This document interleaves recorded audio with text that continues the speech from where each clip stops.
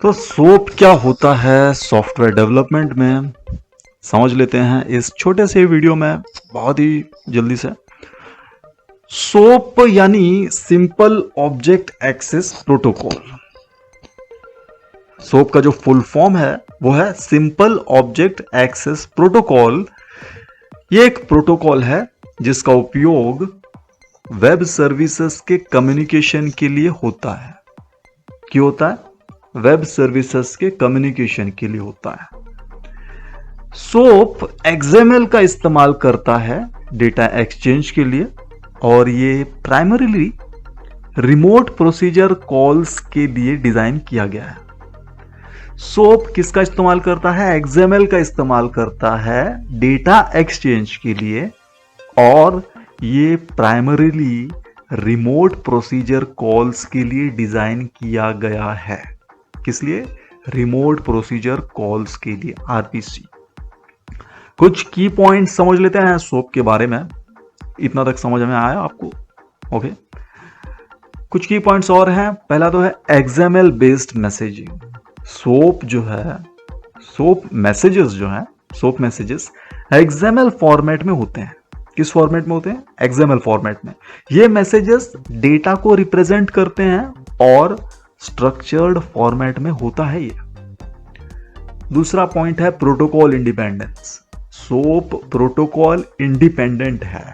मतलब क्या? मतलब कि ये किसी भी ट्रांसपोर्ट प्रोटोकॉल के साथ इस्तेमाल किया जा सकता है, जैसे कि HTTP, SMTP, TCP etcetera etcetera. ये ट्रांसपोर्ट प्रोटोकॉल्स हैं। इनमें से कुछ पर तो मैंने वीडियोस बनाए हुए पहले, देख सकते हैं वीडियो सेक्शन में। तीसरा पॉइंट है इंटरोपेरेबिलिटी। प्रोनाउंसिएशन थोड़ा मुश्किल हो सकता है इसका। इंटरोपेरेबिलिटी सोप का एक इंपॉर्टेंट एस्पेक्ट है। इंटरोपेरेबिलिटी यानी कि सोप मैसेजेस को अलग अलग प्लेटफॉर्म और प्रोग्रामिंग लैंग्वेजेस में भेजा जा सकता है और उनका यूज किया जा सकता है। ओके, अलग अलग प्लेटफॉर्म और प्रोग्रामिंग लैंग्वेजेस में भेजा जा सकता है और उनका यूज किया जा सकता है। चौथा पॉइंट है स्टेटलेसनेस।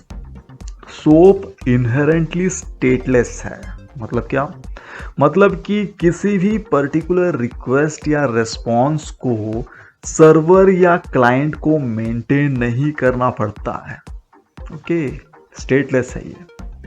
पांचवा point WSDL, web services description language.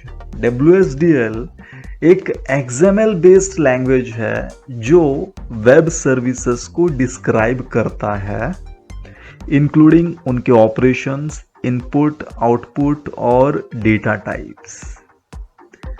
Soap का यूज वेब सर्विसेज में डेटा एक्सचेंज के लिए होता है। ये होता है डेटा एक्सचेंज के लिए होता है, जहां पर क्लाइंट सर्वर कम्युनिकेशन हो रही होती है। सोप के साथ काम करने वाले एप्लीकेशंस को सोप क्लाइंट्स और सोप सर्वर्स कहते हैं। इसके अलावा रेस्ट भी एक पॉपुलर अप्रोच है वेब सर्विसेज के लिए। रेस्ट, रिप्रेजेंटेशनल स्टेट ट्रांसफर, जिसे कुछ केसेस में सोप के ऑल्टरनेटिव के रूप में इस्तेमाल किया जाता है। वैसे आजकल तो रेस्ट बहुत ज़्यादा यूज़ हो रहा है, लेकिन सोप भी यूज़ होता है। तो दोस्तों, आपका कोई सवाल हो आपके मन में तो कमेंट सेक्शन में ज़रूर लिखिए। कोशिश करेंगे आपकी पूरी हेल्प करने की। Thank you so much for supporting this channel. लोगों ने सब्सक्राइब किया, थैंक यू सो मच। और वीडियोस को पसंद करने के लिए बहुत बहुत धन्यवाद। शेयर करें सबके साथ, और सब्सक्राइब करने के बाद जिस किसी ने बेल आइकन प्रेस नहीं किया है प्लीज़ कर लीजिए, क्योंकि बेल आइकन प्रेस करने पर ही आपको न्यू वीडियोस की नोटिफिकेशंस मिलते हैं, वरना तो नहीं मिलता है।